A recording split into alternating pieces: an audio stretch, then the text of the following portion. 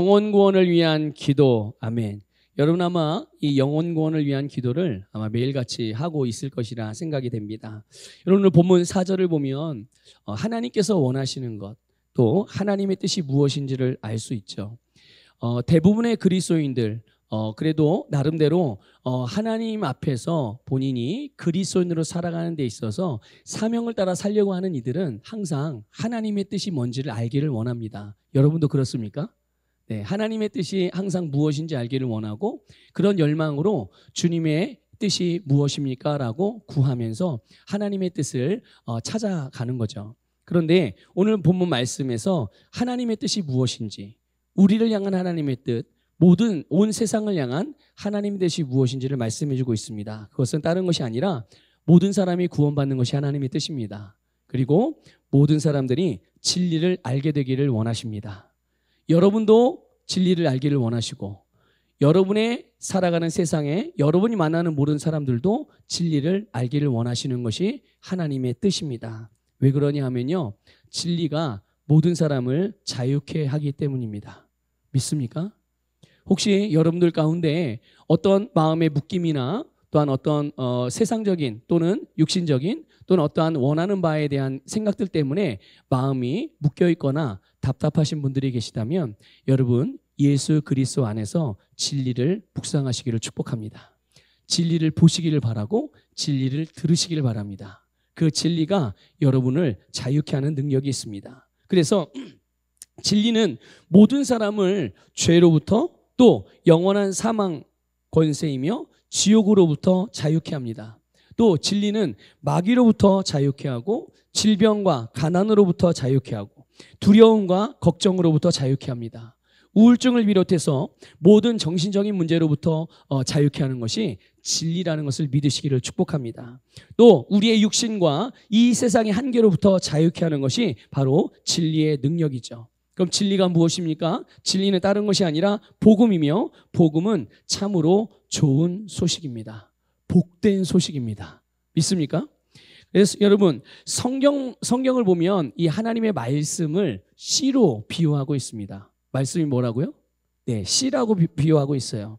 여러분 복음이 곧 말씀이므로 씨앗이라고 할 수 있습니다. 복음이 씨앗이죠. 말씀이 씨앗입니다. 그런데 씨가 싹이 나고 또 자라고 열매를 맺어야 되는 것이 마땅한 일이죠. 그러면 씨를 그냥 서랍 속에 넣어둔다든지 수건이나 또는 휴지에 쌓아서 보관만 해두고 있으면 씨가 싹이 나고 열매를 맺을까요? 그럴 수 없죠. 그냥 보관만 하고 있으면 그냥 씨인 채로 그냥 그대로 있는 거죠. 그러면 씨가 싹이 나고 열매를 맺기 위해서는 어떻게 해야 돼? 가장 기본적인 조건을 갖춰야 되죠. 씨가 심겨져야 되는 것입니다. 씨가 심겨질 때 이 씨가 싹이 나고 열매를 맺을 수 있는 가장 기본적인 조건을 갖추게 되는 거예요.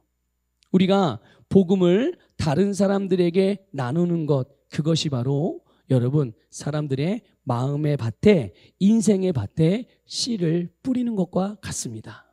여러분들이 하나님의 은혜를, 주님께서 여러분에게 주신 주님의 은혜, 여러분이 받은 은혜를 간증으로 나눌 때에 그 사람의 마음에 말씀의 씨를 뿌리는 것입니다. 씨를 뿌린다, 말씀을 나눈다, 말씀을 전한다 그럴 때 그것이 대단한 것이 아닙니다. 대단히 어려운 것도 아니고요, 특별한 것도 아니에요. 그죠? 삶에서 주님께서 나에게 들려주신 말씀, 주님께서 나에게 이루어주신 아름다운 일들, 주님께서 나에게 베풀어주신 사랑과 그 은혜를 나누는 것이 바로 그것을 듣는 자들의 마음속에 하나님의 말씀의 씨를 뿌리는 것입니다. 그래서 우리가 우리의 입술로 진리를 말하고 우리의 행동으로 진리를 따라서 행함으로 사람들을 섬길 때 여러분 우리는 말씀의 씨를 심는 것과 같죠. 그러면 말씀의 씨를 심었다면 그 다음에 필요한 게 무엇일까요? 여러분 땅에다 씨를 심어요. 그러면 그 다음에 뭐 하죠? 네, 물을 줘야죠. 그죠? 물을 주는 게 그 다음에 하는 일입니다. 우리가 복음의 씨, 말씀의 씨를 뿌린 후에 하는 일도 마찬가지입니다. 물을 줘야 되죠. 그 물 주는 일이 바로 기도하는 것입니다. 기도하는 것이 물을 주는 것과 같은 것이에요. 여러분 오늘 본문 1절에 보면 사도 바울을 통해서 성령께서 디모데에게 영혼 구원을 위하여 기도하라고 권하고 있습니다. 영혼 구원을 뭐 하라고요? 기도하라고. 그래서 이렇게 말씀합니다. 내가 첫째로 권하노니 모든 사람을 위하여 여러 종류의 기도를 하라. 이렇게 이제 디모데를 권면을 하죠. 여기 첫째로라는 말은 우선적으로라는 뜻이에요. 가장 먼저 해야 될 일이라는 말입니다. 하나님의 뜻이 모든 영혼이 구원을 받는 일이기 때문에 무엇보다 우선적으로 모든 사람의 구원을 위해서 기도하라고 말씀하고 있는 거죠. 여러분 우리가 영혼을 구원하고자 할 때에 복음을 전파했다면, 은혜를 누군가에게 나눴다면, 지나가는 말로 한 것이 아니라 그 영혼이 정말 내가 나누는 복음을 듣고 내가 나누는 은혜의 간증을 듣고 주님께로 돌아오기를 기대하며 주님의 말씀을 믿음으로 나누었다면 그 다음에 해야 될 일이 바로 뿌린 씨에 물을 주는 것과 같은 그 영혼을 위하여 기도하는 것입니다. 기도로서 그 영혼에 물을 줘야 되는 거죠. 그러면 우리가 이렇게 복음을 나눈 후에, 은혜를 나눈 후에 그들에게 기도할 때 우리 마음에 품어야 되는 그런 생각들이 있어요. 가져야 되는 아주 중요한 마음 한 가지가 있습니다. 그게 뭐냐 하면 하나님께서 그 누구보다도 그 사람을 사랑하고 계신다라는 마음을 품으시기를 축복합니다. 여러분 만약에 가족 가운데 뭐 부모든지 자녀든지 뭐 배우자든지 아니면 형제든지 친척이든지 여러분이 살아가는 가족 가운데 아직 예수를 믿지 않는다거나 아니면 믿음을 저버린 자가 있다거나 그래서 복음을 듣고 주님께로 돌아와야 될 사람들이 있다면 아마 여러분들은 지금도 계속 그들을 위해서 중보하고 계실 것입니다. 기도하고 있을 거예요. 여러분 그들을 사랑하시나요? 사랑하죠. 그들이 하루속히 주님께로 돌아오기를 간절히 원합니다. 그런데 여러분 그걸 아셔야 돼요.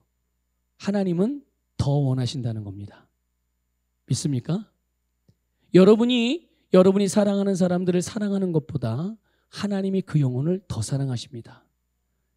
여러분이 영혼 구원을 위하여 기도할 때 이 부분을 알고 계셔야 되고 이 부분을 인정하셔야 되고 그것을 의식하면서 기도할 수 있기를 주님의 이름으로 축복합니다. 그래서 우리 아까 찬양으로도 같이 불렀지만 요한복음 3장 16절 여러분 잘 아시죠? 같이 읽어보겠습니다. 시작. 하나님이 세상을 이처럼 사랑하사 독생자를 주셨으니 이는 그를 믿는 자마다 멸망하지 않고 영생을 얻게 하려 하심이라. 아멘. 하나님이 세상을 이처럼 사랑하사. 여러분, 여러분이 사랑하는 가족, 여러분이 사랑하는 친구, 여러분이 사랑하는 형제, 여러분이 사랑하는 그 누군가. 그런데 하나님은 그를 이처럼 사랑하셔요. 그래서 하나님께서 당신의 가장 귀중하신 독생자 예수님을 보내실 정도로 그 사람을 사랑하고 계시다는 것을 기억하시기를 주님의 이름으로 축복합니다. 그래서 여러분들이 누군가의 영혼이 구원을 받기를 위해서 기도할 때 그를 향한 하나님의 마음에서부터 시작하시기를 축복합니다. 하나님의 마음에서부터 시작하십시오. 하나님은 그 사람의 영혼이 멸망하는 것을 절대로 원하지 않으세요. 그가 회개하고 돌아와서 하나님께서 주시는 영생을 얻기를 원하시는 것이 하나님의 마음인 줄 믿습니다. 그렇기 때문에 하나님은 그 사람에게 누구를 보내주신 거예요? 네, 독생자 예수 그리스도를 보내주신 것입니다. 그렇기 때문에 여러분 우리는요 그 영혼이 구원받기 위해서 기도할 때 먼저 감사로 시작할 수가 있는 거예요. 여러분 영혼 구원을 위해 기도할 때 감사의 기도로 시작하시길 바랍니다. 무슨 기도로 시작하라고요? 목사님 아직 믿지도 않고 있는데 감사할 게 있나요? 네, 있습니다. 왜냐하면 그 영혼을 하나님이 너무나도 사랑하셔서 그가 구원받을 수 있도록 그 영혼을 구원할 수 있도록 예수님이 오셨다는 사실입니다. 믿습니까? 나만을 위해가 아니라 하나님이 사랑하시는 우리가 영혼 구원을 위하여 중보하고 있는 그 사람을 위하여 하나님께서 예수님을 보내주셨음을 믿으시기를 주님의 이름으로 축복합니다. 그래서 우리 이렇게 기도할 수 있죠. 하나님께서 그 영혼을 위하여 독생자 예수님을 보내주셔서 감사합니다. 그 영혼이 멸망을 당하지 않고 회개하여 주님께 돌아오는 것이 하나님 아버지의 뜻입니다. 그들의 구원의 길 되신 예수 그리스도를 보내주셔서 감사합니다. 이렇게 우리는 감사로 기도를 시작할 수가 있는 것이죠. 여러분, 예수님께서 그들의 영혼을 구원하시기 위해서 다시 십자가에 못 박히셔야 될까요? 아니에요. 다시 예수님이 골고다 언덕에 내려오셔서 다시 십자가에 못 박히실 필요가 없습니다. 왜 그렇습니까? 기억하십시오. 예수님께서 이미 그 사람의 죄값을 위하여 십자가에서 다 치르셨습니다. 믿습니까? 믿습니까? 모든 사람의 죄를 위해서 십자가에서 죽으심으로 모든 사람을 그들의 모든 죄로부터 속량하신 것이 예수님께서 이 땅에 오셔서 우리의 구원을 위하여, 그 사람의 구원을 위하여 이루신 일임을 믿으시기를 축복합니다. 그러니 여러분 생각해 보세요. 그렇다면 만일 누군가가 지옥에 간다면, 누군가가 마귀가 가는 멸망의 불구덩이로 빠져들어갔다면 그것은 하나님께서 이미 지불하신, 즉 예수 그리스도를 믿지 않고 영접하는 것을 거절했기 때문임을 기억하시길 축복합니다. 여러분, 하나님이 그를 구원하지 않은 것이 아니라는 말이에요. 믿습니까? 근데 이거를 잘 이해를 못하고 이 부분을 잘 받아들이기 어려워하는 성도들이 가끔 있어요. 우리 교회 성도님들 가운데는 그런 분들은 없겠지만 다른 데 있습니다. 그래도 하나님이 구원해 주셨어야지. 하나님이 구원 안 해주셔서 내 아들이, 내 부모가, 내 배우자가, 내 형제가, 내 친구가 예수님을 믿지 못한 상태로 죽어서 지옥에 갔는데 하나님이 내가 그를 위해서 얼마나 많이 기도를 했는데 그를 그대로 내버려 두셨는가? 이렇게 하고 모든 원망과 모든 불만, 불평, 또 그가 받은 나름대로의 어떤 상처된 마음들, 서운함들, 그걸 하나님께 다 쏟아내는 사람들이 있다는 거죠. 여러분, 하나님이 구원하지 않은 것이 아닙니다. 하나님은 예수 그리스도를 통해서 모든 사람이 구원받을 수 있는 길을 열어놓으셨다는 것을 믿으시기를 축복합니다.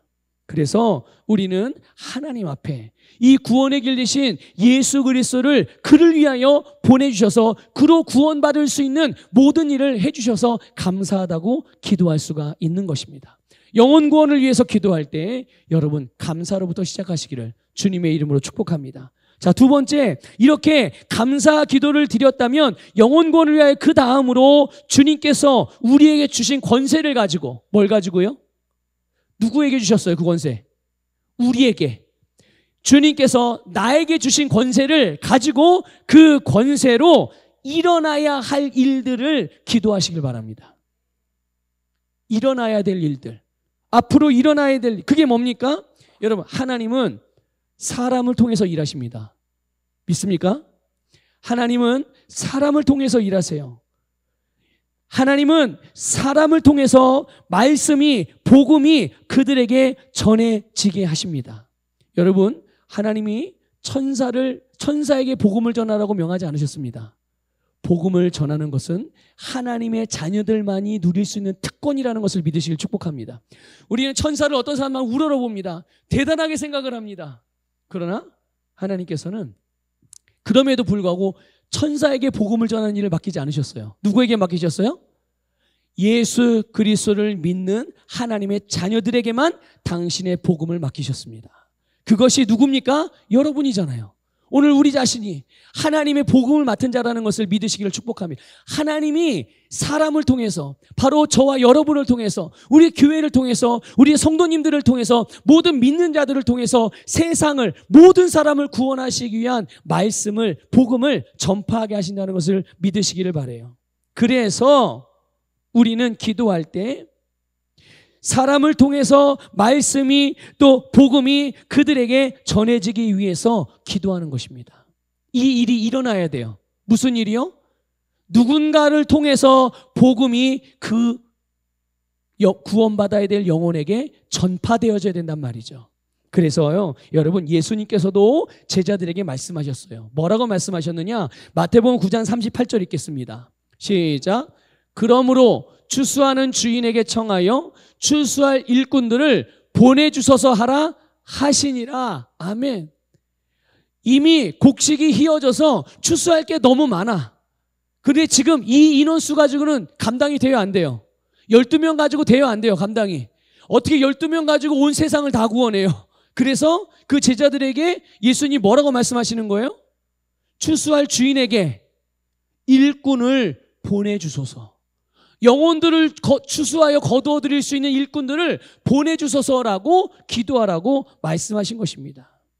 그래서 우리는요, 구원받아야 될 사람이, 그것이 우리의 사랑하는 가족이 될 수도 있고 지인이 될 수도 있고, 아니 그냥 일면식도 없이 단 한 번도 보지 못하고 알지 못하는 사람의 구원을 위해서 우리가 기도할 수도 있단 말이죠. 그런데 그 구원받아야 될 사람이 어디에 있든지 그곳에 그리스도인을 통해서 또는 복음이 전달될 수 있는 모든 수단들을 통해서 복음이 그들에게 전파되게 하시고 그들이 복음을 듣게 해달라고 여러분 기도하시기를 주님의 이름으로 권면을 드립니다.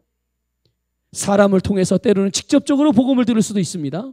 또 근데 그 사람이 이용하는 매체들을 통해서 복음이 들어갈 수가 있죠. 유튜브를 통해서도 복음을 들을 수 있습니다. SNS를 통해서도 복음을 들을 수 있습니다. 인터넷을 통해서도, 기독교 방송이나 TV 프로그램들을 통해서도, 스마트폰을 통해서도, 또는 전도지를 통해서도 여러 가지 방면으로 복음을 들을 수 있는 길들이 많이 있는데 중요한 건 뭡니까? 그거를 들어야 된다는 거죠. 믿습니까? 들어야 된다는 거예요. 누가요? 우리가 영혼 구원을 위하여 기도하는 그 대상이 사랑하는 가족이든 사랑하는 친구든 동료든 이웃이든 또는 하나님의 사랑하는 모든 열방의 영혼들이든 여러분 그들에게 복음을 전파할 수 있는 사람들을 보내달라고 기도하시기를 주님의 이름으로 축복합니다. 또 그들을 위해서 기도할 때 성령께서 그들에게 역사하셔서 그들이 들은 복음이 생각나게 해달라고 기도하십시오.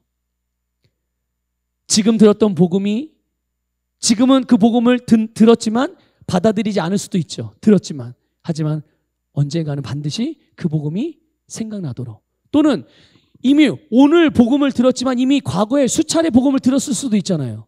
이미. 그런데 그 복음이 생각이 나야 되는 거예요. 기억이 나야 되는 거죠. 그래서 그 복음으로 주 앞에 돌아올 수 있도록.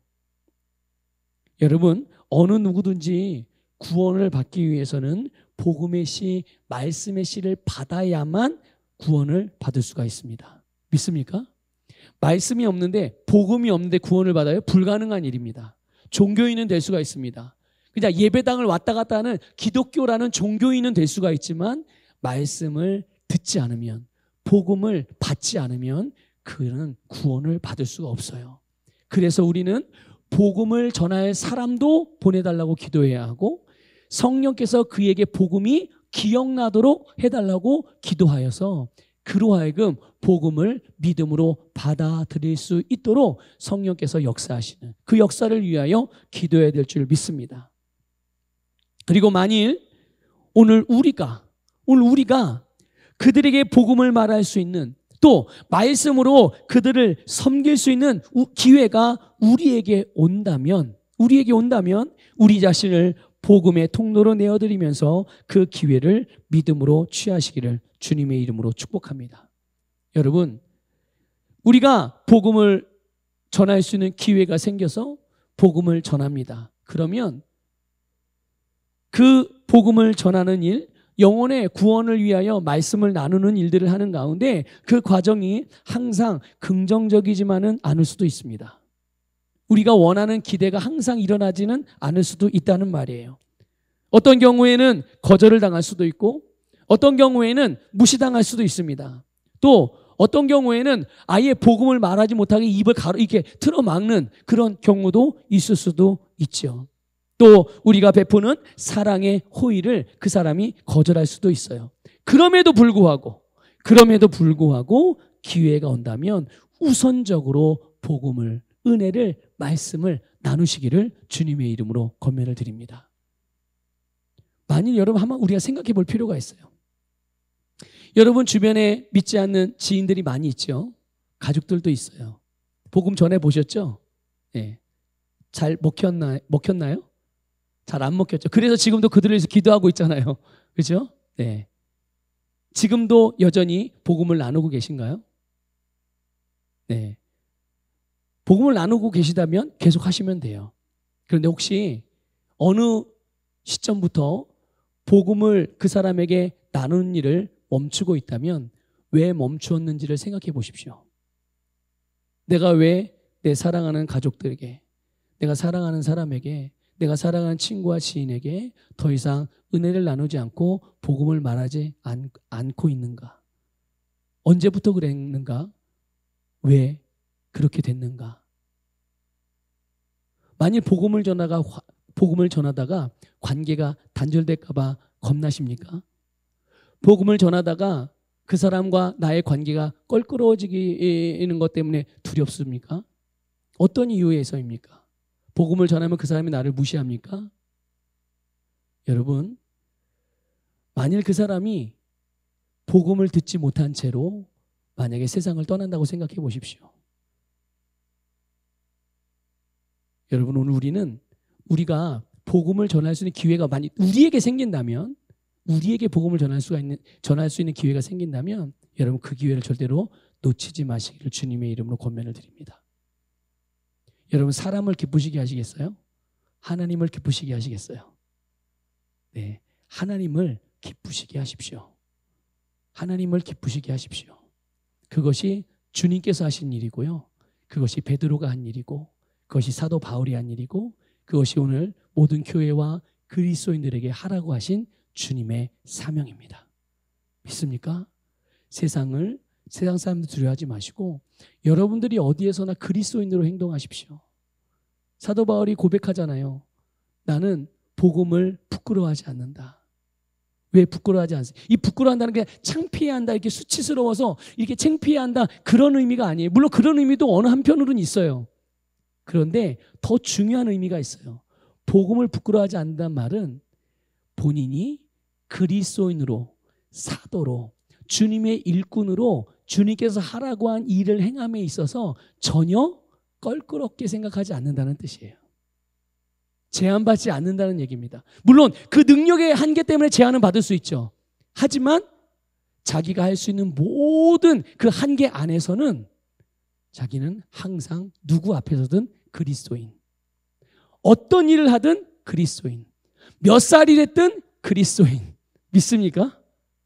그래서 계속 그의 입에서는 뭐가 나와요? 계속 복음이 나오는 거예요. 예수님 믿으면 복받아. 예수님 믿으면 구원을 받을 수 있어. 예수님 믿으면 치유받을 수 있어. 예수님 믿으면 행복해질 수 있어. 예수님 믿으면 삶의 의미를 발견할 수 있어. 예수님을 믿으면 영원한 생명을 얻어. 예수님을 믿으면 진짜 사람답게 살 수 있어. 여러분, 이렇게 복음을 전할 수 있는 기회가 온다면 그렇게 복음을 전하는 일에 여러분의 믿음을 사용할 수 있기를 주님의 이름으로 축복합니다. 하나 더 말씀을 드리면, 우리가 복음을 증거할 때 여러분 대적 기도도 함께 해야 될 필요가 있습니다. 무슨 기도요? 무슨 기도? 예, 대적 기도. 대적 기도. 하나님께서 우리에게 주신 권세 중에 아주 중요한 권세 하나가 바로 마귀를 대적하며 다스리는 권세입니다. 믿습니까? 자, 물어볼게요. 예수님께서 마귀에 대하여 이기셨어요? 지셨어요? 아니면 아직 그 힘을 보류하셨어요? 예? 이미 승리하셨습니다. 믿습니까? 그리고 그 예수님께서 승리하신, 마귀로부터 승리하신 그 예수 그리스도의 이름의 권세를 우리에게 주셔서 그 이름을 사용하여 기도하라고 그랬습니다. 그 이름을 사용하여 말하라고 그랬습니다. 그 이름을 사용하여 마귀를 대적하라고 그랬습니다. 그러면 어떻게 되는데요? 그러면 예수 이름을 권세를 사용한 대로 마귀가 떠나간다. 주님께서 우리에게 마귀를 다스리는 권세를 주셨음을 믿으시기를 축복합니다. 그래서 영혼 구원을 위하여 우리가 드리는 기도의 세 번째 내용이 바로 이 권세, 예수 이름의 권세를 가지고 영혼 구원을 회방하는 대적인 마귀를 물리치는 겁니다. 믿습니까? 누구에게서 물리쳐요? 우리가 복음을 전파하여 영혼 구원할 그 영혼에게서 마귀를 대적해 쫓아보내야 된다는 말이에요. 여러분, 일반적으로 사람들은 그 사람들이 아쉬운 게 없어서 복음을 안 듣는다고 생각을 합니다. 그렇게 쉽게 말을 해요. 그러나 근본적으로 우리가 복음을 나누거나 은혜를 나누거나 말씀을 말할 때 안 듣는 근본적인 원인이 있어요. 그게 뭐냐? 고린도서 4장 4절 읽겠습니다. 시작. 그 중에 이 세상의 신이 믿지 아니하는 자들의 마음을 혼미하게 하여 그리스도의 영광의 복음의 광채가 비치지 못하게 함이니 그리스도는 하나님의 형상이니라. 아멘. 여러분, 사람들의 마음을 혼미하게 하여서 복음의 빛이 비치지 못하도록 그들의 눈과 마음을 어둡게 만드는 그런 마귀의 역사가 있다고 분명히 알려주고 있는 것입니다. 여러분, 우리는 그래서 그 마귀를 향하여 예수 그리스도의 이름으로 떠나가라고 선포하고 말하고 그렇게 대적해야 될 줄 믿습니다. 여러분이 예수님의 이름으로 그들을 향하여 그들에게 역사하여 복음을 듣지 못하게 말씀의 믿음으로 반응하지 못하게 만드는 그 귀신들, 마귀들을 대적할 때 마귀는 떠나갑니다. 믿음으로 그렇게 기도하시기를 주님의 이름으로 축복합니다. 마지막으로 하나만 더 말씀을 드릴게요. 우리가 이렇게 다른 사람들의 영혼을 구원하기 위한 중보 기도를 할 때 알아야 되는 한 가지 지식이 있습니다. 그게 뭐냐 하면 그들에게 자유의지가 있다는 거예요. 여러분, 이걸 꼭 기억하셔야 돼요. 뭐가 있다고요? 그들에게 자유의지가 있어요. 우리에게는요? 있지요. 우리는 그 자유의지를 사용하여 예수 그리스도를 선택했습니다. 믿음을 선택했습니다. 진리를 선택했죠. 하지만 그들은 아직 그들의 자유의지를 사용하여서 복음을 선택하지 않고 그 반대를 선택하고 있는 거예요. 우리가 그들을 위해서 중보기도 할 때 어떤 경우에는요, 그들이 자기들이 가지고 있는 자유의지를 사용하여 우리가 드리는 기도를 무효화시킬 수도 있다는 걸 아셔야 됩니다. 그래서 어쩌면 바로 이런 부분들 때문에 때로는 1년, 때로는 2년, 때로는 5년, 때로는 10년 동안 그 영혼 구원을 위하여 기도하고 복음을 전해도 아직 그들이 복음을 받아들이지 않는 경우, 이런 이유일 수 있다는 거예요. 그들에게 뭐가 있기 때문에요? 자유의지가 있기 때문에. 그들이 그러니까 하나님이 구원하지 않고 있는 게 아니라는 것을 말씀드리는 거예요.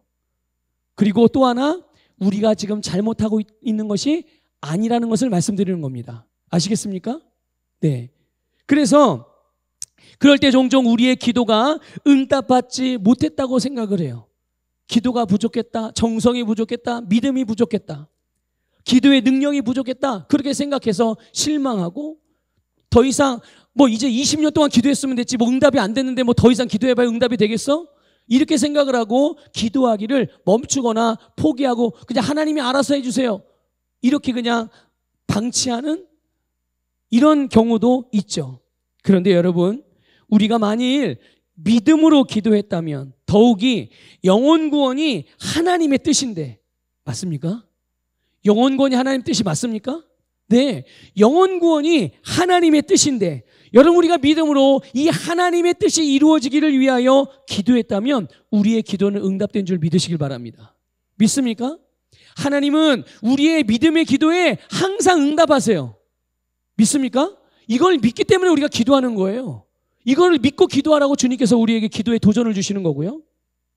그리고 하나님은 우리가 믿음으로 기도한 대로 역사하고 있다는 것을 깨달으시기를 축복합니다.